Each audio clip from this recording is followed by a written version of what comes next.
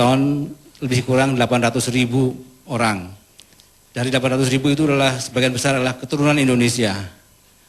Kalau bapak-bapak ibu di sana wajahnya mirip kita semuanya. Pak Hermawan sudah menyaksikan di sana. Memang ada sebagian yang sudah bercampur karena asimilasi dengan orang Timur Tengah, orang India, tapi sebagian besar masih mirip dengan kita. Apalagi sudah pakai kopiah segala macam.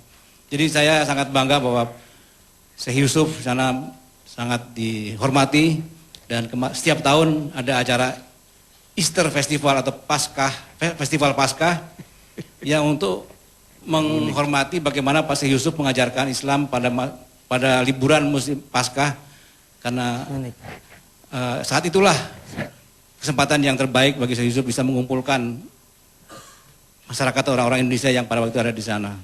Saya kira itu demikian secara singkat. Iya. Yang tadi yang tentang international commitment itu? Ya, jadi mereka salah satu tugas saya adalah memelihara hubungan batin, hubungan emosional antara Indonesia dengan masyarakat keturunan Indonesia di sana.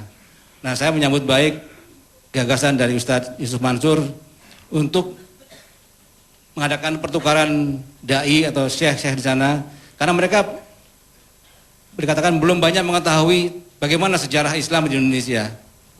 Jadi sangat bermanfaat, dan itu adalah suatu sedekah juga, bentuk sedekah dari Indonesia kepada Afrika Selatan, khususnya dalam bentuk yang lebih kecil lagi pada para syekh, dan nanti dengan cara itu bisa menyebarkan bagaimana Indonesia, sejarah Islam di Indonesia dan sebagainya. Nanti kita juga berangkat ke sana, kita kirimkan ustadz-ustadz yang bisa berbahasa Arab. Di sana bahasa Arab, ya bahasa Inggris, untuk mengajarkan tentang the miracle of giving atau the power of giving. Insya Allah, mudah-mudahan. Baik pemirsa, tetap di nikmatnya sedekah, karena setelah ini kita akan kupas lagi siapa saja boleh bersedekah, tetap di nikmatnya sedekah. Warahmatullahi wabarakatuh. Saya Ibu Ari dari Pondok Cabe. Dulu saya sempat melihat tayangan beberapa kali dengan Ustadz Yusuf Mansur, tapi timbul dalam hati saya, apa betul bahwa cerita sedekah itu selalu dengan happy ending?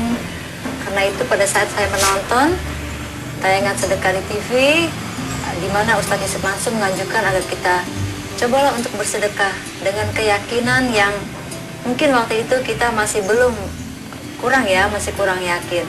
Akhirnya kita melakukan hal yang seperti dianjurkan, dan memang betul hasilnya betul-betul ajaib kita rasakan. Dan kemudian tahun 2005 saya ada masalah piutang, dan saya suami juga mencari solusi yang memang saya ingin buktikan jalan keluarnya dari pengalaman-pengalaman yang saya lihat di TV, di kaset, dari testimoni beberapa orang yang sudah berhasil, dan dari buku-buku Ustadz Yusuf Mansur. Kita memutuskan untuk pergi ke pesantrennya Ustadz Yusuf Mansur. Di sana kita akhirnya bersedekah. Belum sampai waktu seminggu kita merasakan hasilnya. Kemudian saya juga mengajak ibu mertua saya ini Ibu Haja Suhana, untuk turut serta partisipasi bersedekah. Akhirnya kita memutuskan bagaimana caranya supaya sama-sama mendapat keberkahan dari sedekah itu. Bagaimana, Mah? Ya, saya mendengar mantu saya, Ari, mau bersedekah. Jadi saya membantu dengan cara masak apa yang saya bisa. Dan insya Allah kita sudah merasakannya, baik itu kesehatan, ya Mbak ya, maupun rezeki. Tuhan kasih bertambah dan diberi kesehatan. Mama kan punya penyakit darah tinggi, gimana? Ya, saya rasakan alhamdulillah mulai sekarang agak baik. Mudah-mudahan insya Allah hilang, sembuh penyakitnya.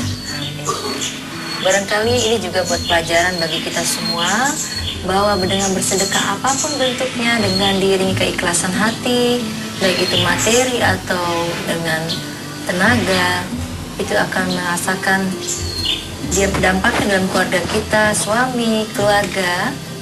Walaupun tidak secara langsung, tapi mereka juga saya lihat turut mendukung, karena mereka juga cukup bahagia melihat kita bersedekah. Kan gitu, Mah? Ya, sedekah itu emang dianjurkan sama Pak Ustadz. untuk bersedekah dengan cara apapun. Ya pemirsa, demikianlah VT yang baru saja kita saksikan. Ini memberikan pelajaran buat kita semua bahwa siapapun boleh bersedekah, baik kaya ataupun miskin. Kembali kepada tema kita Ustadz, bahwa tadi Pak Andra Jati sudah memberikan kepada kita bahwa informasi ternyata Syekh Yusuf Al-Makassari yang sebut dengan Syekh Maulana Yusuf, orang Makassar, orang Indonesia. Ini membuktikan bahwa ternyata Indonesia banyak melahirkan kader-kader ulama yang mendunia. Kita harus bangga sebagai Islam Indonesia. Mungkin nggak banyak orang tahu bahwa banyak juga ulama-ulama kita yang penulis-penulis kitab tafsir. Kayak Abdul Rahib Asingkili dari Aceh, Buya Hamka. Nah, insya Allah nanti akan tumbuh lagi Syekh berikutnya, Syekh Yusuf Mansur, insya Allah. Aduh, berat. Just kidding Ustadz. Berat. Kembali Ustadz, bahwa bahwa mungkin pemirsa bertanya siapa saja boleh bersedekah. Seandainya ada sebuah pertanyaan ekstrim Ustadz, seandainya. Apakah fadilahnya sama orang yang muslim bersedekah dan yang non muslim bersedekah di mata Allah? Sama. Saya sering bilang ya, nggak tinggi, nggak pendek, nggak hitam, nggak putih. Muslim, non muslim, urusannya sama. Bersedekah itu nanam, dia sudah menjadi hukum alam sedekah itu. Dia sudah menjadi hukum alam. Bedanya nanti di bobot. Kita yang muslim meyakini bahwa ada something different memang. Tapi di hukum dunianya ini luar biasa sama. Saya bilang, Bapak mesti terima kasih sama Cina-Cina keturunan di Indonesia ini ya, memang merupakan juga warga negara kita juga. Saya belajar dari mereka semua. Bagaimana saya pernah menjadi tukang lap di satu showroom. Tukang lap mobil. Jadi pernah saya tuh, tugas saya setiap bulan itu nyuci sama ngelap 180 mobil. 1 bulan itu. Itu salah satu pekerjaan saya tuh. Itu si bosnya ini nih, kalau mau, ya kadang-kadang cerita, lo kalau mau kaya, lo mesti sedekah, kayak gua, gitu dia bilang. Lo kayak guanya itu mahal, karena sudah membangkitkan seorang Yusuf yang saat itu belum menjadi Yusuf Mansur, ya. Itu luarnya, kayak gua. Dia cerita, sedekah tuh kayak air itu loh, kalau WC itu mampet, itu kalau pakai sedekah tuh seperti disodok, put gitu, keluar. Jadi saya punya bos itu kalau dapat mobil nih ya, gitu dapat mobil harganya katakanlah 60 juta. Dia itu bisa keluar 61 juta. 1 juta tuh buat sedekah. Dan saya tahu dia bukan beragama Islam. Nah, Pak Hermawan juga punya satu cerita unik nih. Ya buat saya Ustadz satu ini PDB-nya jelas, positioning, differentiation, brandingnya ya. Oh. Semua orang ingat brand Yusuf Mansur itu ingat sedekah itu tadi.